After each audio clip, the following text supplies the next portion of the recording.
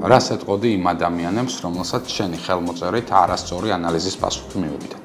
ტვირთი, რომელიც გაწევს, პირველ რიგში რა თქმა უნდა ბოდიშს მოუხდიდი, შენთან მოდის სინჯარა, იმ სინჯარის მიღმა კონკრეტული ადამიანის სიცოცხლეა და მარტო ერთ სინჯარაზე ვერ იქნები დამოკიდებული. სადაც ადამიანის როლი ძალიან მაღალია, ანუ კვლევის შეცდომების რისკი პროპორციულად უფრო მაღალია.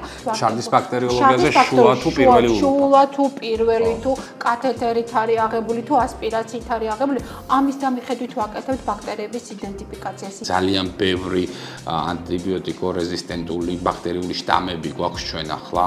სამწუხაროდ კი. ამ ტერმინში ანტიბიოტიკო-რეზისტენტობა ძალიან დიდი საფრთხე იმალება.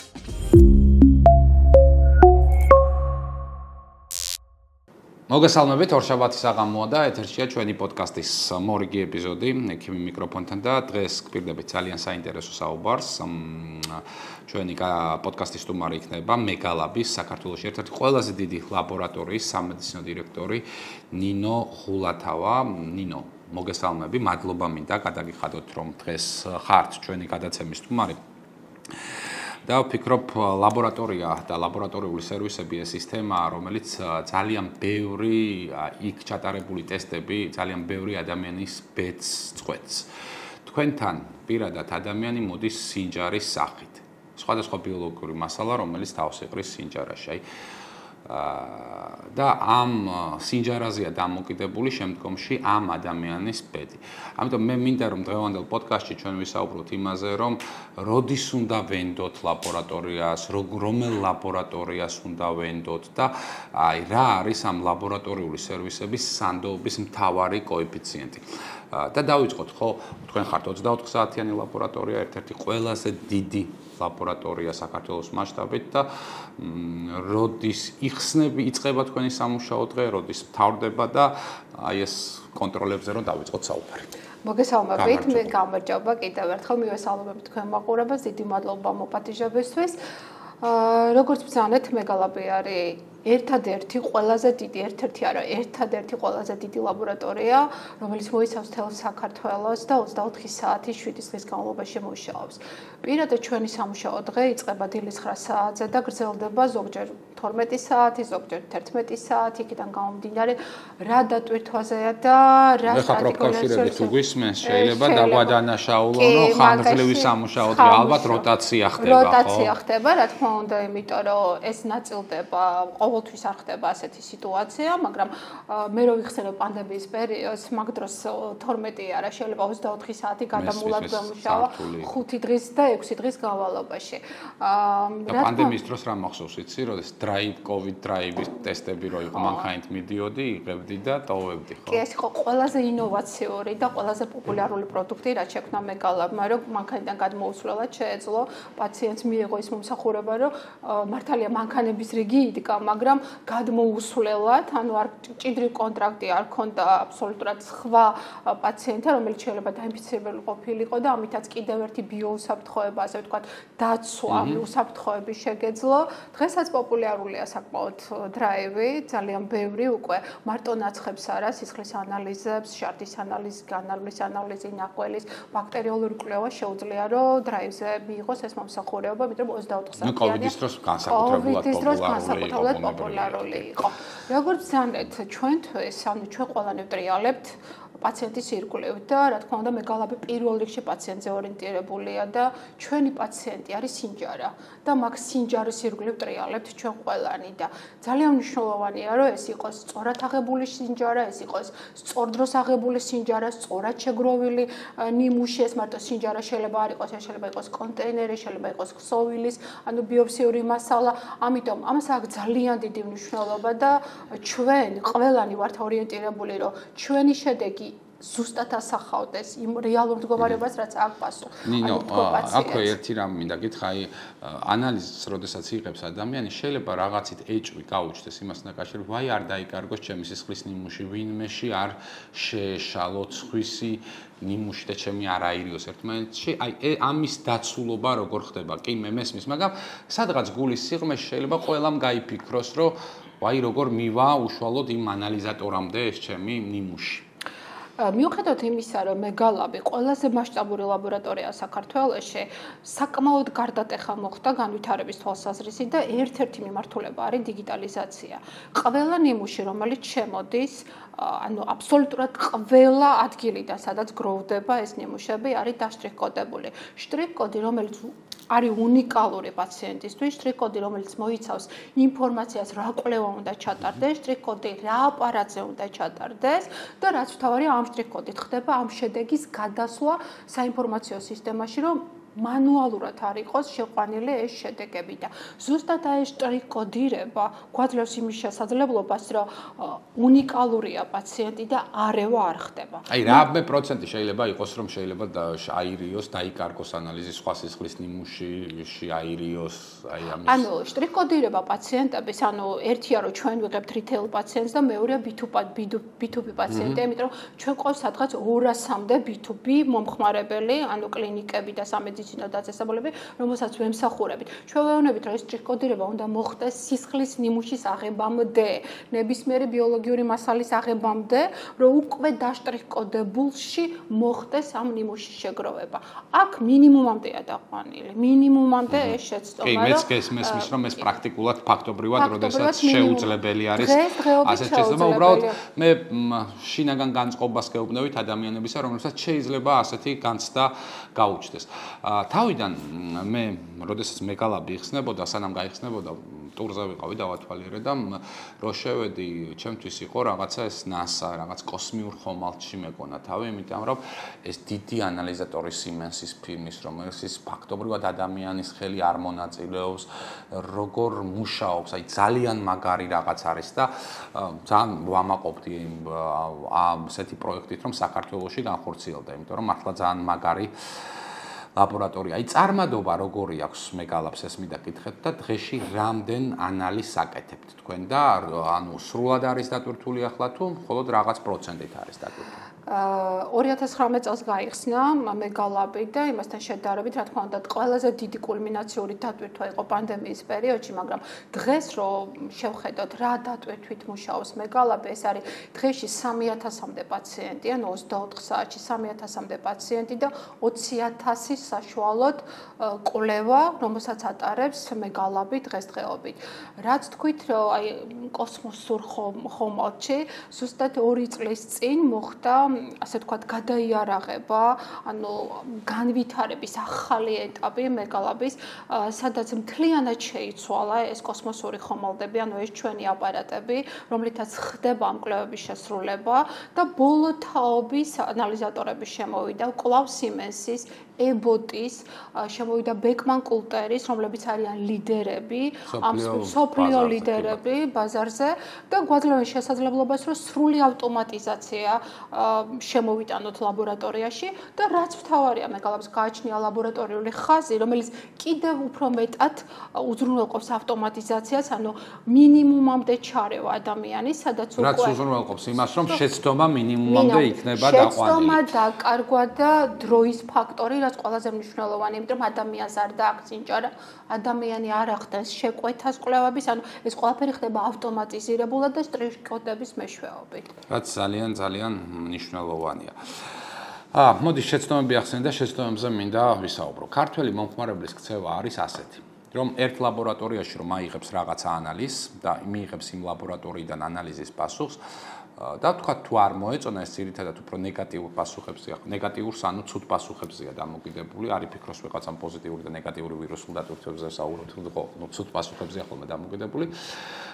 შემდგომ ყოველთვის ამოწმებს სხვა ლაბორატორიაში.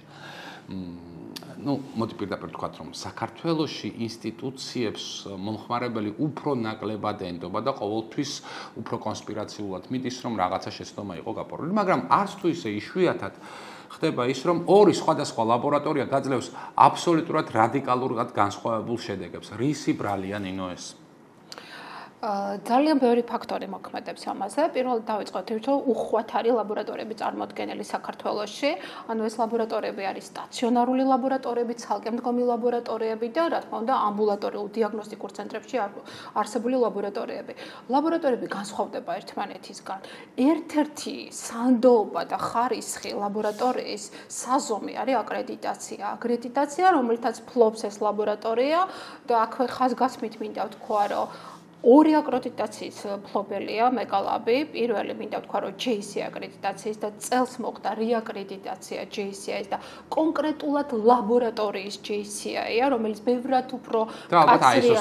და რა თქმა უნდა, ISO 15199, ოღონდ 2022-ის, ესეც ახალი სტანდარტია, რომელიც წელს შემოვიდა და ჩვენ ეს გავიარეთ, წელს გავიარეთ ესეც და ეს აკრედიტაცია უზრუნველყოფს იმას, რომ თუმცა ISO სტანდარტის გარეშე ერთ-ერთი ლაბორატორია ვერ იმუშავებს, ხო? აი იმიტომ მაგრამ ეს შესაბამისად, როდესაც საუბრობთ, ISO სტანდარტიან ლაბორატორიაში ერთი პასუხია, მეორე ISO სტანდარტიან ლაბორატორიაში მეორე პასუხი შეიძლება GSI სტანდარტი არ ქონდეს, ხო? არ ქონდეს. მან მინდა ვთქვა, რომ პირველ რიგში რომ ISO ითხოვს შიდა ხარისხის კონტროლს, ანუ შიდა ხარისხის კონტროლი, რომელიც არის აუცილებელი ლაბორატორიისთვის იმისთვის, რომ ხარისხი შეამოწმოს, რამდენად არის შიდა პროცესების სწორად ნამართი ლაბორატორიის მიერ.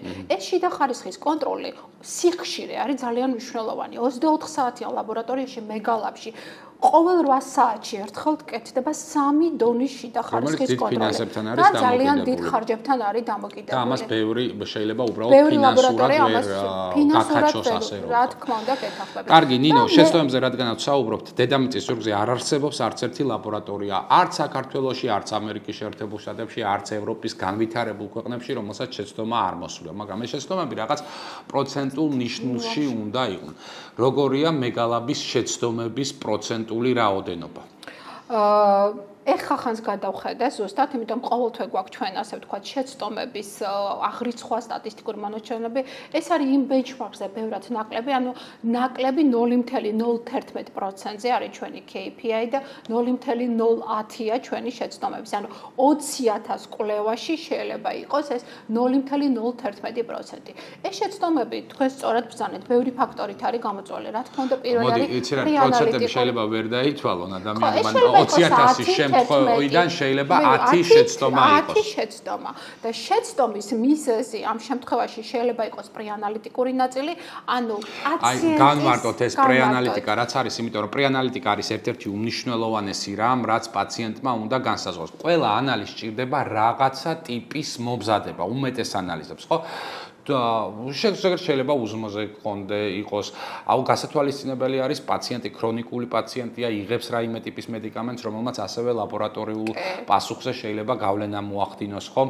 გასათვალისწინებელია განსაკუთრებით ჰორმონალური ფონი, ხომ? ანუ თქვათ რეპროდუქციულად აქტიურ ასაკში მყოფი ქალებისთვის მნიშვნელოვანია თქვათ იქ მენსტრუაციის რომელი დღეა, ენდოკრინოლოგიური ძალიან ბევრი ანალიზი ძალიან სენსიტიურია. ასევე ვირუსებთან დაკავშირებითაც, ხომ? თქვათ, რომელ დღეს ვიღებთ? რომელ დღეს, ანუ დაავადებიდან მე რამდენი დღეა, სწორად ვიღებთ თუ არა, იმიტომ მაგ დღის მიხედვით ჩვენ შეგვიძლია ტესტი შევარჩიოთ და არასწორი ტესტის დანიშნაც იყოს პრეანალიტიკურ. ანუ პრეანალიტიკას ჩვენ ვეძახით ყველა იმ შეცდომას, ანუ ყველა იმ ფაქტორს, რაც კვლევის შესრულებამდე შესაძლებელია, რომ დაუშვა და მერე შედეგზე არიციან ხალხმა. გინდათ აი ეხლა ქუჩაში რომ გავიდეთ მე და თქვენ, ხომ? ადამიანები ძალიან დიდ ნაწილს ამ პრეანალიტიკის შესახებ ინფორმაცია არ აქვს. ამაზე პასუხისგებლობა იცი რა არის, მოდი პირდაპირ თქვა, ძალიან ხშირად სამედიცინო პროფესიონალებმაც კი, რომლებიც უშუალოდ ლაბორატორიაში არ არიან დასაქმებულნი, არიციან ხოლმე ეს.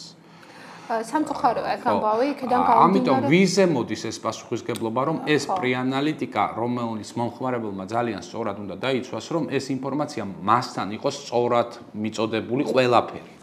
საბოლოოდ, რა თქმა უნდა, კვლევა ინიშნება ექიმის მიერ, ინტერპრეტაცია ხდება კურნალი ექიმის მიერ და რა თქმა უნდა, ეს პრეანალიტიკური ნაწილი კურნალი ექიმის მიერ უნდა იყოს ახსნილი.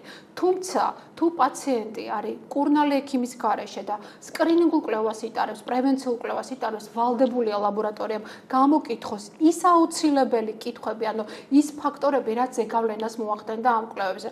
თუ მაგალითად მეგალაბმა ჩააშენა თავის ლაბორატორიულ სისტემაში ის მინიმუმი კითხვები, რაც შეიძლება დაუსვა პაციენტს იმისთვის, რომ გამორიცხო ის შეცდომები, რაც შეიძლება შედეგად მივიღოთ არასწორი დროის აღებით, არასწორად დღის აღებით, კურნალობის ფონზე, არასწორი დავუშვათ მდგომარეობით, ფიზიკური დატვირთვიდან გამომდინარე. თუნდაც აი ყველაზე უმნიშვნელო მოვწიე, შევედი, ავიღე ანალიზი. მოწევაც მოქმედებს. ყავადავლე შევედი, ავიღე ანალიზი. რა მოხდა? თუ გადაუდებელი არ არის მდგომარეობა, ყველაფერს აქვს თავის ბიოლოგიური ფაქტორი, რომელიც მოქმედებს, რა თქმა უნდა, შედეგის სიზუსტეზე. თუმცა ხშირად ხდებოდა ხოლმე ისე, რომ ზოგ ლაბორატორიულ კვლევას საერთოდ არ ესაჭიროებოდა არანაირი მომზადება და პირიქით ზედმეტად უნიშნავდა ხოლმე. ახლა პროლაქტინი გამახსენდა. მაგალითად, ეს სასაული რამ ხდებოდა, რომ დილის 5 საათზე აღვიძებდნენ ადამიანს, სახლში უნდა მოსულიყო ექიმი, საწოლიდან არ უნდა ამდგარიყო პაციენტი, ფიზიკური აქტივობა ეს მცდარია და სრული სისულელე იყო, ხო?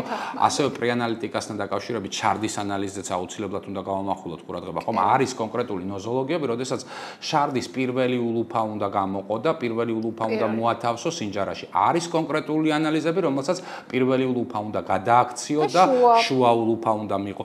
არიციან ადამიანებმა, ხო, ეს აი, ხო, არის ანალიზი, როდესაც მაგალითად მინიმუმ 12 საათი და არ უნდა გქონდეს გენიტალიები დაბანილი, რომ სწორად მიიღოთ, სწორი შედეგი მივიღოთ, ხო?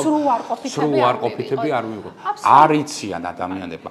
მე იცით რის ბრალი მგონია, აი, უცხოეთის ძალიან ბევრ ლაბორატორიას და კლინიკას რო ვათვალიერებ, საქართველოში მაინც მარკეტინგი და ცნობიერების ამაღლება მოდის კონკრეტულ სამედიცინო სერვისებთან დაკავშირებით. ეს იქნება კონკრეტული ოპერაცია, კონკრეტული რაღაცა ტიპის манипуляცია და ასე შემდეგ, ხო?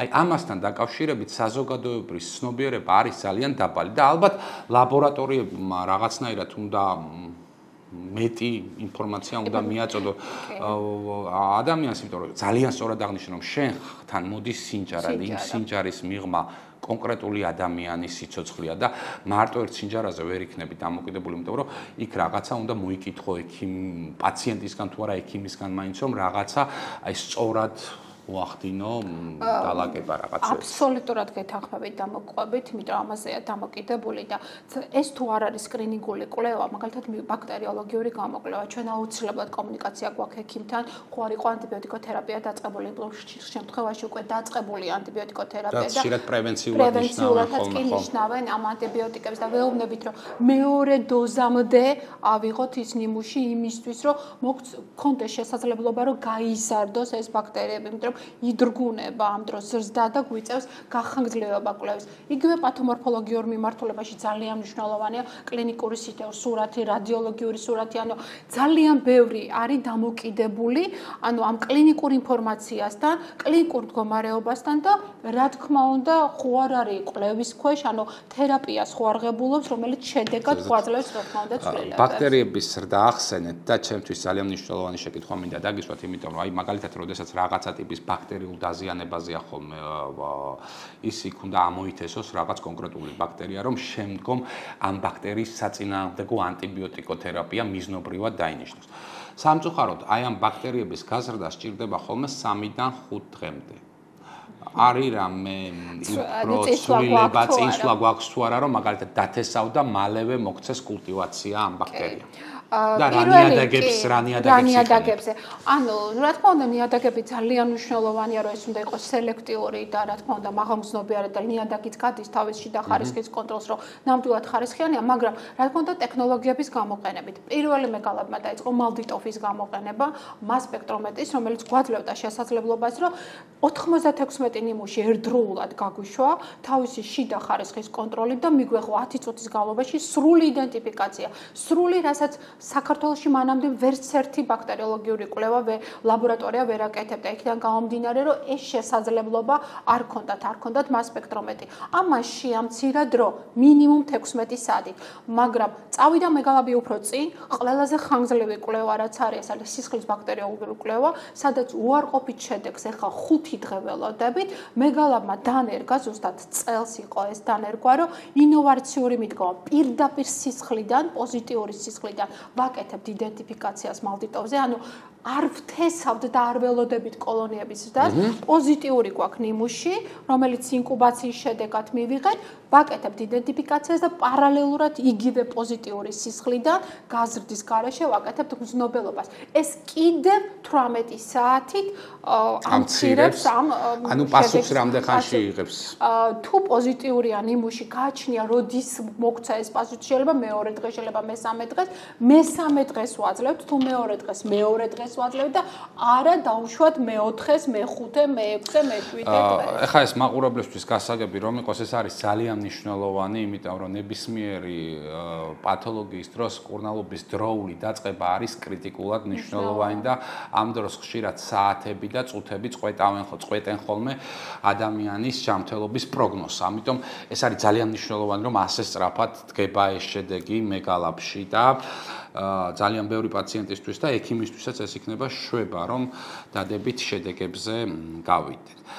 ძირითადად მაინც მე არ გეგონოს რომ რაღაცნაირად კრიტიკულად ვდგები. კი, არა, ძალიან მნიშვნელოვანია კრიტიკაც მისაღებენ. თემას უზუსტობის მთავარი მიზეზი კი პრეანალიტიკაზე ვისაუბრეთ, მაგრამ აი თქვათ შიგნით რა არის ხოლმე. აი ახლა მეგალაპი სრულად დახურულ ანალიზატორებზე მუშაობს თუ გაქვთ რაღაცა ტიპის ანალიზატორები, რომლებიც ღია ანალიზატორებია და ესეც რომ განვუმარტოთ ჩვენს მაყურებელს, რას ნიშნავს დახურული ტიპის ანალიზატორებზე მუშაობა და რას ნიშნავს ღია ტიპის ანალიზატორებზე მუშაობა. იქიდან გამომდინარე, რომ ჩვენ ორიენტირებული ვართ ხარისხზე, რა თქმა უნდა, ყველა სისტემა, რაც დგას მეგალაპში, ეს არის დახურული სისტემა.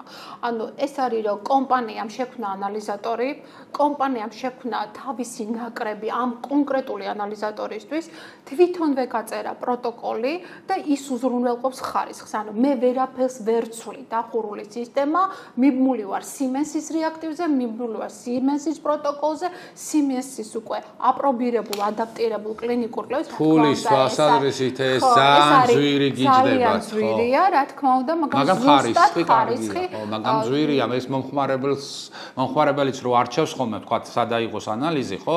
თქვათ, არის სხვადასხვა ფასებია, ხო? ეს ფასები შეიძლება 20-30%-ით მერყეობდეს. ხო, აი ფას გიზრდით ეგ დახურული ანალიზატორები, თუმცა ხარისხის თვალსაზრისით მინიმუმამდე ღია სისტემა რა არის? ადამიანი დგას და ყველა ეტაპს თვითონ ასრულებს. ადამიანის როლი არის ძალიან მაღალი. სადაც ადამიანის როლი ძალიან მაღალია, ანუ კვლევის შეცდომების რისკი პროპორციულად უფრო მაღალია და ზუსტად ეს დახურული სისტემა უზრუნველყოფს, რომ აი ეს ხარისხი ძალიან მოკლე პერიოდში, იმიტომ ავტომატიზირებულია, იმიტომ უკვე ადაპტირებული პროტოკოლი აქვს, ძალიან სწრაფად მაძლევს ხარისხიან შედეგს და კიდე დამატებით, რომ ეს შიდა ხარისხის კონტროლებით ამას ვამოწმ, სიზუსტე, აი precision-ი, რასაც ეძახიან, რომ აი ეს განმეორადობა კვლევების არის ძალიან ზუსტი და მაღალი, ანუ თითქმის შეცდომის რისკი არის დაბალი. რა თქმა უნდა, შეუცდომელი არავინ და არაფერი არ არის, მაგრამ პროცენტი ეს უნდა იყოს, რა თქმა უნდა, დაბალი იმისი, რომ გამოირიცხოს ეს უზუსტობები.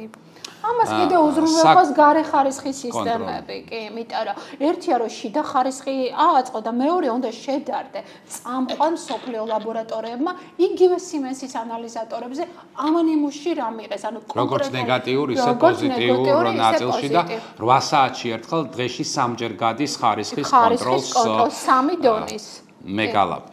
კარგი, ეხლა რა მინდა კითხო, ერთი ცოტა შიდა სამზარეულო მინდა გამოვიტანო. ზოგადად საქართველოში ლაბორატორიული სერვისები ასეა ხოლმე, რომ უცბად გამოცხადდება, რაღაც Facebook-ზე ვნახავთ, რომ რაღაცა მაგალითად სისხლის სართუ ანალიზზე ფასდაკლებაა და თუ სადღაც კი რაღაცა ამდენად გავაკეთებთ. ჩემი დაკვირვებით ეს ხდება მაშინ, როდესაც ლაბორატორია მუშაობს და ანალიზატორებს მალე გასდის თვადა და უნდათ ეს რომ ვადა არ გაუვიდეთ ამ ანალიზატორებს და მალე რეაქტივებს ბოდიში უნდათ ვადა არ გაუვიდეს ამ რეაქტივებს და გამოაცხადონ უცბად ფასდაკლება. სწორად ვამბობ? კი, გვაქვს ასეთი პრაქტიკა. ანუ საქართველოში არის ასეთი პრაქტიკა, თუმცა მინდა ვთქვა, რომ ჩვენი აქციები არის ყოველთვის რაღაც დღესასწაულებზე და ყოველთვის რაღაცა დღეებზე მიბმული და არა დაუშვათ რეაქტივების ვადაგასულობაზე არ არის მიბმული. ანუ გვაქვს ლოგიკურიც არის, შეიძლება რომ რეაქტივს რო იცი რომ დაგახსოვთ ერთ თვეში გადის ვადა და ის რეაქტივი არ გავს გახარჯული, შეიძლება გინდა რომ გახარჯოთ და ხო. რა თუ ის ლაბორატორია ხედავს რომ რაღაცა დაუშვათ ორ კვირაში, სამ კვირაში გადის ვადა, ჩამოწერა, რა თქმა უნდა, ჯობია რომ ფასაკლებით გააკეთო ეს კვლევა და ოღონდ იმ კვლევას აუცილებლად უნდა მიყვებოდეს შიდა ხარისხის კონტროლი, რომ გადამოწდეს, რომ ნამდვილად ის რეაქტივი მუშაობს და ნამდვილად სიზუსტეს უზრუნველყოფს. უბრალოდ ჩვენ ლაბორატორიაში პრაქტიკა თუ ვადა გასდის რამეს მირჩევნია, რომ ეს არ გაკეთდეს ასეთი აქციები, რომ აქციები ძირითადად კეთდება ჩვენ დღესასწაულებზე და კონკრეტულ რაღაც ღონისძიებებზე. ანუ რა თუმცა მე ისეთი რეაქტივებიც მინახია ჩემს კლინიკურ პრაქტიკაში, ძალიან ცნობილ ბრენდებს შემოუტანიათ და ახალი რეაქტივი მოსულა, არც ვადაგასული და უბრალოდ არ იმუშავა რეაქტივი. კი, ესეც არის. ანუ რეაქტივი არ მუშაობს, ეს შეიძლება იყოს ლოტის წუნდებული, ანუ ლოტია წუნდებული, ამაზე ვატყობინებთ კომპანიას, Siemens მაგალითად და Siemens გვიდასტურებს, რომ კი, სხვა ლაბორატორიებისგან მოსულობთ, იბრუნებს უკან და ჩანაცვლება ხდება ახალი რეაქტივებით, ხო? მოკლედ, ლაბორატორიული სერვისების სიზუსტე ძალიან ბევრ რაღაცაზეა დამოკიდებული და ლაბორატორიის ჰედი არის ძალიან მნიშვნელოვანი ადამიანი და შენ ძალიან ბევრი ადამიანის იმ სინჯარის მიღმა, აი ათასობით ადამიანის ბედია შენს ერთ კონფირმაციაზე, ხელის მოწერაზე დამოკიდებული და მე მინდა რომ ძალიან ბევრი სიზუსტე გისურვო. ახლა რა მინდა შეგეკითხო. ძირითადად ყველაზე ხშირად რა ანალიზი კეთდება? ეს ალბათ სისხლის სართო ანალიზია? ნუ სისხლით ეს ყველაზე რუტინული კვლევაა. აი რაოდენობის მიხედვით ყველაზე ხშირი ანალიზი რომელია? რაოდენობრივად რო ასე ავიღოთ, სისხლის საერთო სადღაც დღეში გვაქვს 3, ანუ რამდენი პაციენტი წყვავს, ანუ 3000 იმდენივე სისხლის საერთო გვაქვს. მეორე ადგილზე რა თქმა უნდა მიდის აი ფარასაბლიჯეკვლის, ანუ TSH, D ვიტამინი, ლიპიდური ცვლა, რაც ისეთი ყველაზე კრეატინინი, იმიტომ სტაციონარს ჭირდება და ამბულატორიულ პაციენტსაც ჭირდება. აი ესე თანაბრად მიდის აი ეს მაჩვენებლები. ცოტა ოდნავ უფრო ცოტა კოაგულოგრამა, ანუ ეს შედედების სისტემის შეცვლა და მე უკვე მიდის დანარჩენი კვლევები. ანუ ამბობ რომ პირველ ადგილზეა სისხლის საერთო ანალიზი, შემდგომ ლიპიდური ცვლა, ფარისებური ჯირკვლის ჰორმონები, D ვიტამინი, კრეატინინი, რაც ყველას ჭირდება და მოდი საიდუმლო გამხილე, ყველაზე მეტად რომელი ექიმი ამუშავებს ლაბორატორიას? ენდოკრინოლოგი? ენდოკრინოლოგი, ნუ ყველაზე მეტად ენდოკრინოლოგი და ნუ პარალელურად რეპროდუქტოლოგიც. ნუ რეპროდუქტოლოგი ჩემპიონია მაგ თვალსაზრისით, იმიტომ რომ აბსოლუტურად ყველაფერი ჭირდება. აი, რეპროდუქციული ჰორმონები, ფარისაბლიჯეკვლის ჰორმონები, აბსოლუტურად მთლიანი ბიოქიმია ჭირდება, სისხლის საერთოდ ჭირდება. ანუ რეპროდუქტოლოგი ამ შემთხვევაში არის ყველაზე ისეთი დატვირთვას, რომელიც უზრუნველყოფს. ენდოკრინოლოგი მერე მოდის, კარდიოლოგი, გინეკოლოგი, უროლოგი, ინფექციონისტი და ასე შემდეგ. ნინო, ლაბორატორიული მედიცინა ჩემთვის არის ერთ-ერთი მედიცინის ერთ-ერთი ძალიან საინტერესო და საყვარელი დარგი. ძალიან ბევრს კითხულობდი ხოლმე, სიმართლე რო გითხრა, იმიტომ მაინტერესებდა ძალიან და ახლა მე მინდა კითხო მეგალაბის ინოვაციურ ლაბორატორიულ სერვისებზე, რა სერვისები გაქვთ ისეთი, რომელიც მხოლოდ თქვენთან კეთდება მეგალაბში და არსად სხვაგან არ კეთდება, ნუ თუ მისი გაგზავნა არ ხდება საზღვარგარეთ. ამას რატო გეკითხები? იცი რომ თავის დროზე, როდესაც ეს ლაბორატორია იხსნებოდა, აქ იყო კონცეფცია, რომ მთლიანად კავკასიის რეგიონს უნდა მოსახურებოდა თავისი მასშტაბებიდან გამომდინარე. აი, რა არის მეგალაბის უნიკალური ლაბორატორიული სერვისები? დავიწყებ ბოლოდან, რომ რა თქმა უნდა რეგიონს მთლიანად ვერ მოვიცავით რეგიონი, მაგრამ მთელი საქართველო მოვიცავით და უნიკალურობა იმაშია, რომ აი ამ ერთ სივრცეში ყველა მიმართულება ლაბორატორიული კვლევების, ანუ ყველა მიმართულება ამ სივრცეში თავმოყრილი და აბსოლუტურად ყველაფერი კეთდება ადგილზე. ინოვაციური დღესდღეობით, ნუ კლავჩება მეგადრაევი, მე გითხარით, რომ მიკრობიოლოგიაში მუდმივად ვნერგავთ იმას, რომ ეს დრო შევამციროთ და დავნერგეთ ეს პირდაპირ სისხლის პოზიტიური ნიმუშიდან რომ გავაკეთოთ იდენტიფიკაცია, რაც არის ინოვაციური და მგრძნობელობა პირდაპირ პოზიტიური ნიმუშიდან. გარდა ამისა, ეხლა მუშაობთ იმაზე, რომ კონკრეტულად მასალის ტიპიდან გამომდინარე, აი მაგალითად შარდზე ვისაუბრეთ, რომ შარდის ბაქტერიოლოგია. ჩვენ გვჭირდება რომ შუაულუფა იყოს ამის, ხო? ჩვენ იმის და მიხედვით როგორ არის აღებული შეგროვილი ეს შარდი, იმის და მიხედვით ვაკეთებ. შარდის ბაქტერიოლოგიაზე შუა თუ პირველი ულუფა. შუა თუ პირველი თუ კათეთერით არის აღებული თუ ასპირაციით არის აღებული, ამის და მიხედვით ვაკეთებთ ბაქტერიების იდენტიფიკაციას. იგივე არის ჭრილობაში. ანუ არ ყოფილა აქამდე საქართველოში ეს საერთოდ ეს საკითხი ასე დაყენებული. რა მაგარია, ეგ ძალიან მნიშვნელოვანია. ეს აძლევს ექიმს შესაძლებლობას, რომ ზუსტად კონკრეტული ბაქტერიები, რომელიც აღებული ნიმუშიდან გამომდინარე პათოგენურია თუ არა და კონკრეტულად მის მიმართ გრძნობელობა. რატო? მანამდე იწერებოდა ყველაფერი. ამომეთესა ეს, მაგრამ არ ვიცოდით, რომ როგორ არის ეს ნიმუში აღებული და ის ბაქტერიები ნიმუშის აღებიდან, მეთოდიდან გამომდინარე საერთოდ არ იყო პათოგენური, რომ გაგვეთვალისწინებინა. დღეს უკვე დავიწყეთ ამაზე მუშაობა და უკვე დანერგილია და ვეკითხებით ყველას და მაგის მიხედვით იწერება იდენტიფიკაცია. კიდევ ერთი სიახლე და ინოვაციური არის. აქვე არ შემიძლია რო არ თქვა, იმიტომ რომ უყურე დღემდე საქართველოში ძალიან ბევრი ექიმი უშვებს შეცდომას. აი ბაქტერიოლოგიაზე როდესაც საუბრობთ, აი იღებენ ხოლმე მიკროსკოპიას და მიკროსკოპში ათვალიერებენ. ნაცხებს, ხა კი, ძალიან იშვიათ შემთხვევაში შეიძლება ეს გამოიყენო, მაგრამ როდესაც გვაქვს ჩვენ PCR მეთოდოლოგია, როდესაც რეალურ დროში ვხედავთ ბაქტერიები, იქნება ეს ვირუსების ზრდას, ხო? აი ეს მიკროსკოპიის გამოყენება ძალიან ხშირად ვსტარი დიაგნოზი შეიძლება მოხდეს განსაკუთრებით ამას ამ შეცდომას ხშირად უშვებენ გინეკოლოგები და დერმატოვენეროლოგები. მეთანხმები ამაში? აბსოლუტურად გეთანხმებით, მაგრამ ჩვენ შევცვალეთ. უკვე 4 წელია, რომ აბსოლუტურად მიკროსკოპია გინეკოლოგებს, რასაც ჩვენ ვუკეთებთ, აბსოლუტურად განსხვავებულია. იქ არ არის მითითებული დაუშვათ, აქ არის ბაქტერია გრამ დადებითი თუ გრამ უარყოფითი. აბსოლუტურად შევცვალეთ ჩვენ ეს მიკროსკოპია და სულ სხვა ინფორმაციას მოიცავს ჩვენი მიკროსკოპია და როცა ინფექციაზე საუბრობს გინეკოლოგი, ჩვენ პირდაპირ ვეუბნებით, რომ დანიშნეთ ბაქტერიოლოგიურ კვლევა, მაგრამ რაც შეეხება გინეკოლოგებს, ჩვენ ვეუბნებით რეალურ დროში შეხედეთ.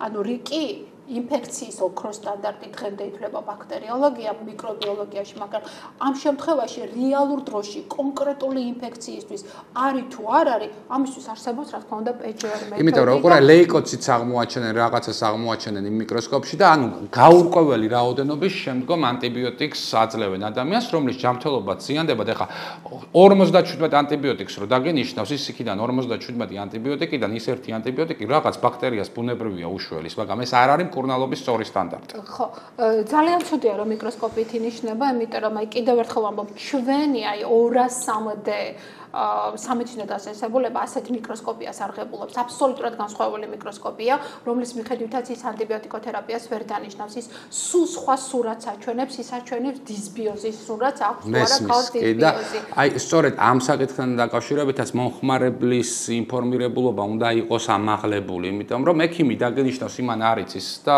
აბსოლუტურად სხვა შედეგს ღებულობს და ამიტომ ამას ძალიან ბევრი ცნობილი ექიმი ნიშნავს, იმიტომ რომ აი მე როდესაც დანიშნულებებს უყურებ ხოლმე ხანდახან აი თვალები ამდის შუბლზე. გიორგი, ეს შეიძლება იყოს რაღაც მომენტში ეს მიკროსკოპია იყო თავის დროზე დანერგილი ფინანსური მდგომარეობიდან გამომდინარე, რომ იაფიშდება ეს რა უნდა სასაგნე და საღებავი. იმ საღებავსაც გააჩნია როგორ აკეთებ მიკროსკოპიას, მაგალითად, ჩვენ ვაკეთებთ გრამის წესით, რომელსაც არ აკეთებს არც ერთი სხვა ლაბორატორია. იმიტომ უბრალო მეთილენის ლურჯით იღებება მიკროსკოპული გამოკვლევები, რაც აბსოლუტურად კიდე არ არსებულ სიზუსტეს კიდე უფრო მეტად დაბლატებს და ამიტომ საერთოდ ინფექციებთან დაკავშირებით ეს არის მიკრობიოლოგია და რა თქმა უნდა გინეკოლოგიაში და უროლოგიაში ეს არის მოლეკულური კვლევები, რომელიც დღესდღეობით კარგად განვითარებულია, დროში ეს არის ძალიან შემცირებული, ანუ 2 დღეში შეიძლება უკვე პასუხი მიიღო. შემთხვევაში 1 დღეში შეიძლება მიიღო და ბევრად უფრო ზუსტია და მაგის მიხედვით დაიწყო უკვე მკურნალობა. უბრალოდ ბაქტერიოლოგიაში არის ის პრიორიტეტი და ის პლუსი, რომ კიდე გრძნობელობას მოყვება და კონკრეტული ანტიბიოტიკი შეიძლება დანიშნო. ისე დიდია, ეხლა შენ კლინიკურ პრაქტიკაში ანტიბიოტიკორეზისტენტობა, ეხლა რადგანაც ანტიბიოტიკი ახსენე, აი ძალიან ბევრი ანტიბიოტიკორეზისტენტული ბაქტერიული შტამები გვაქვს ჩვენ ახლა. სამწუხაროდ კი, იმიტომ რომ მეგალაბი არის ის ლაბორატორია, რომელიც მთელი საქართველოს 70% ბაქტერიოლოგიურ კვლევებს ასრულებს ჩვენთან მეგალაბში. და აქედან გამომდინარე, ჩვენ რო უყურებთ აი ამ ფართო სპექტრს, სხვადასხვა ტიპის ნიმუშში, რა რეზისტენტობა გვაქვს და ჩვენ ვაწვდით დაავადებათა კონტროლს და ლუგარის ცენტრს ამ მონაცემებს და ვუგზავნით მას ამ კულტურებს, ამ რეზისტენტულებს, საკმაოდ მაღალია და არის ინოვაცია, რაც თქვი, რომ მეთოდის მიხედვით ჩვენ გამოგვაქვს, არის თუ არა ეს ბაქტერია პათოგენური, ეს კიდევ უფრო მეტად შეამცირებს ამ რეზისტენტობას, იმიტომ რომ კონკრეტულად უთითებთ იმ ბაქტერიას, არ დაუწერთ იმ ბაქტერიებს, რომელიც მაგ მეთოდით არ ითვლება პათოგენური, ანუ მხოლოდ იმ ბაქტერიებს დაუწერთ და მხოლოდ იმ ბაქტერიებს დაუდგამთ მგრძნობელობას, ანუ რაც კიდევ უფრო შეამცირებს ანტიბიოტიკოთერაპიას. აუ, ძალიან კარგი საუბარი გამოგვდის, მაგრამ არ ვიცი ამას რიგითი მაყურებელი რამდენად გაიგებს, მაგრამ როდესაც ანტიბიოტიკორეზისტენტობაზე ვსაუბრობთ, აქვე მინდა ვთქვა, რომ ეს არის ძალიან საგანგაშო რამ, რაც შეიძლება არა მარტო ჩვენს ქვეყანას, მთელ მსოფლიოს დაემართოს, იმიტომ რომ თუ ჩვენ მივიღებთ ძალიან ბევრ ანტიბიოტიკორეზისტენტულ ბაქტერიულ შტამებს, ეს ნიშნავს იმას, რომ არსებული ანტიბიოტიკები ვეღარ დაგვეხმარებიან და ადამიანები ბანალური ინფექციებით დაიღუპებიან. ამიტომ სწორ დიაგნოსტიკას აქვს უდიდესი მნიშვნელობა თუ რომელი ანტიბიოტიკი უნდა მიუდგეს კონკრეტულ ბაქტერიას, ხომ? ძალიან დიდი მნიშვნელობა აქვს, რომ ანტიბიოტიკები ადამიანებმა არ მიიღონ არარაციონალურად და ყველა სიცხეზე და ყველა ვირუსი რა შუაშია ხო ანტიბიოტიკთან, ხო? ეს არის ძალიან მნიშვნელოვანი და კიდე აი ჰოსპიტალური ინფექციები ძალიან ცუდი რამ არის და რაღაცნაირად ესეც უნდა იყოს მოვლილი, იმიტომ რომ ხო, ანუ კაცობრიობა დედამიწაზე რომ გადაშენდეს ადამიანი, შეიძლება ანტიბიოტიკორეზისტენტული ბაქტერიული შტამებმა მუსრი გაავლოს ნახევარ დედამიწას. ამიტომ ამ ტერმინში ანტიბიოტიკორეზისტენტობა ძალიან დიდი საფრთხე იმალება ეს მაყურებლის ხიმიკი მიხვდება, მაგრამ მაყურებლისთვის რომ განმარტება გავაკეთოთ. კიდევ უფრო მეტად რომ გავამძაფროთ ეს თემა და უფრო მეტად გასაგები რომ იყოს, ვთქვათ, რომ ონკოლოგიაზე უფრო მეტად მოდის ის პრობლემა, როცა აღარ გვჩება ანტიბიოტიკები, რომელიც იქნება მუშა ანტიბიოტიკები, იმიტომ რომ იმდენად ხშირად ვიყენებთ არარაციონალურად, არამიზნობრივად ამ ანტიბიოტიკებს, რომ ვიღებთ რეზისტენტურ ბაქტერიებს, რომელიც საერთოდ არ მოქმედებენ ამ ანტიბიოტიკებზე. ამ კოვიდის დროს მაგალითად ერთ-ერთი ანტიბიოტიკი, რომლის აქტიური ნივთიერება არის აზიტრომიცინი, რომელიც ფაქტობრივად აღარ მუშაობს. გეთახმებით. და ადამიანები და კლინიცისტები დაუბრუნდნენ ისევ ძველი რიგის ანტიბიოტიკებს, რომლებიც უფრო უკეთესად მუშაობენ ახლა იმ შტამებზე, იმიტომ რომ თუ ჩვენ ანტიბიოტიკების მარაგი აღარ გვექნება და ანტიბიოტიკები არ გამოდის ძალიან ხშირად, ხომ? და არც სარეზერვო ანტიბიოტიკებიც არ აქვს. ანტიბიოტიკების მარაგი თუ აღარ გვექნება და რეზისტენტული შტამები მოგვერევა, ძალიან ცუდი ამბავი იქნება. კაი, მოკლედ აღარ გვინდა ესეთი დრამატიზირება ამ ამბის, ერთი რამ მინდა, თუმცა ძალიან მნიშვნელოვანი თემაა ესა და ეს ახურადღებოა როგორც პაციენტებისთვის, ისე ექიმებისთვის, იმიტომ და ლაბორატორიას ამას ძალიან დიდი მნიშვნელობა აქვს. იმიტომ რომ ზუსტად გასცეს ეს შედეგი და ზუსტად გააკეთოს ეს მგრძნობელობა და ექიმისთვის რომ დაელოდოს, რა თქმა უნდა, ანტიბიოტიკოთე, ანუ მგრძნობელობას იმისთვის, რომ არსი ეს არის ბაქტერიოლოგიური კვლევის, რომ მგრძნობელობა გააკეთო, ანუ გამოავლინო და მის მიმართ მგრძნობელობა შეასრულო. ახლა მე მინდა პოზიტიურ და ნეგატიურ შედეგებზე ვისაუბროთ, ანუ ანალიზებზე, როდესაც არის რაღაცა ტიპის ანალიზი პოზიტიური და როდესაც არის ნეგატიური. რომელში უფრო შეცდომაა ხოლმე, მაგალითად, გაეცი რაღაცა ტიპის ლაბორატორიულ კვლევაზე პოზიტიური. აი სტატისტიკურად პოზიტიური უფრო შეიძლება იყოს შეცდომა თუ ნეგატიური, ცრუ ნეგატიური თუ ცრუ პოზიტიურსა და ცრუ ნეგატიურს შორის კორელაცია როგორია? პირადად ჩემს შეგრძნებებს გეტყვით, რომ ბევრად მირჩევნია ცრუ პოზიტიური იყოს, ვიდრე ცრუ უარყოფითი. ვინაიდან ეს კვლევები, როცა ჩვენ ვლაპარაკობთ ამ პოზიტივზე, ანუ თვისობრივ კვლევებზე, ეგრეთ წოდებული, ეს ყოველთვის ითხოვს კონფირმაციას და ბევრად მირჩევნია, რომ კვლევა იყოს მერე შემდგომი კვლევებით კონფირმირებული, ვიდრე ცრუ უარყოფითით შეწყდეს, ანუ პაციენტის გამოკვლევა. როგორია, ეგ შენ რა გირჩევნია ერთია, მაგრამ როგორია? და მივდივართ იქამდე, რომ ხშირად ჩვენ გვაქვს იქიდან გამომდინარე რომ ბევრად მგრძნობიარე ტესტები და ნაკრებები შემოდის სრულ პოზიტივები. რეალურად სრულ პოზიტივები უფრო მეტი გვაქვს. ეხლა იმიტომ რომ ძალიან მაღალი მგრძნობელობის შემოდის, მაგრამ არ მიყვება მას სპეციფიურობა ამ ნაკრებებს. ანუ ეს ეხება ძირითადად იმუნოსეროლოგიურ კვლევებს, რომელიც იკვლევს ანტისხეულებს ამ შემთხვევაში. ანუ მეთოდი არის იმუნოსეროლოგიური და ანტიგენს, ну ეს იშვიათად და უფრო ანტისხეულებია, მაგრამ მათ სჭირდება, ანუ ამ შემთხვევაში ერთი კვლევიდან კიდე ორი დამატები კვლევის ჩატარება და ამ სამი კვლევიდან ორი მაინც თუ პოზიტიურია, უნდა გასცენ რომ ეს არის პოზიტიური, მაგრამ იქვე უთითებ რომ ამას სჭირდება კონფირმაციული კვლევა. ეს შეიძლება იყოს მოლეკულური კვლევა, ანუ PCR მეთოდით, ანუ PCR მეთოდით, რომ კონფირმაცია გავაკეთოთ, არის თუ არა რეალურ დროში ეს და ხო არ არის რამე ანტისხეულები, რომელიც მორიციდებს ხო ეს ერთი ან იყოს ჯვარედინი რეაქცია, ეგ cross reactive, რომელიც თქვენ ახლა ახსენეთ და ამ შემთხვევაში ამით ამოიწურება თემა და თუ იქნება მე PCR-ით, რომ თვისობრივად კი არის, მე უნდა გაკეთდეს რაოდენობრივი, ანუ რამდენად არის, რამდენია ეს, ну, ძირთად ვირუსულ დატვირთვაზე აქვს საუბარი და რამდენი ვირუსია დღეს რეალურ დროში. კეთილი და ბოლოს მე არ შემიძლია არ გკითხო ჩვენთვის ან საინტერესო თემაა და ესე მარტივად ვერ გაგიშვებდი, მაგრამ ნუ რაღაცნაირად ჩვენი ლიმიტით დროის იწურება. არ შემიძლია არ გკითხოთ იმ ციფრულ მორფოლოგიურ ლაბორატორიაზე, რომელიც სადაც ალექსი ბაიდოშვილი ხელმძღვანელობს, ეს არის ძალიან მნიშვნელოვანი და დიდი რამ საქართველოსთვის, იმიტომ რომ ეს ონკოლოგია მაინც ის თემა და არა მარტო ონკოლოგია, ხო ვთქვათ, ეს ის თემაა, რომელშიც ზუსტი დიაგნოზების დასმა არის ძალიან დიდი გამოწვევა და მეგალაბი ამ თვალსაზრისით ერთ-ერთი ყველაზე ფეხზე მყარად მდგარი ლაბორატორია არის. აი რა ხდება რა პროცენტი გაქვთ გადანაწილებული ქვეყნის წილისა აი ამ მორფოლოგიურ კვლევებს? მეგალებს გაჩნია ამ შემთხვევაში ვიტყოდი ერთ-ერთი ყველაზე დიდი მორფოლოგიური, ანუ კლინიკური პათოლოგიური მიმართულება, რომელიც მოიცავს აბსოლუტურად ყველა მიმართულებას. ამ მიმართულებას, რა თქმა უნდა, ხელმძღვანელობს ალექსი, რომელიც ძალიან მნიშვნელოვანია, რომ ის გამოცდილება, რაც არის ნიდერლანდებში მიღებული, დაინერგა საქართველოში და იმ სტანდარტებით მივყვებით და იმ რიტმით მივდივართ, რაც წამყვანი დაუშვათ ნიდერლანდების ლაბორატორია.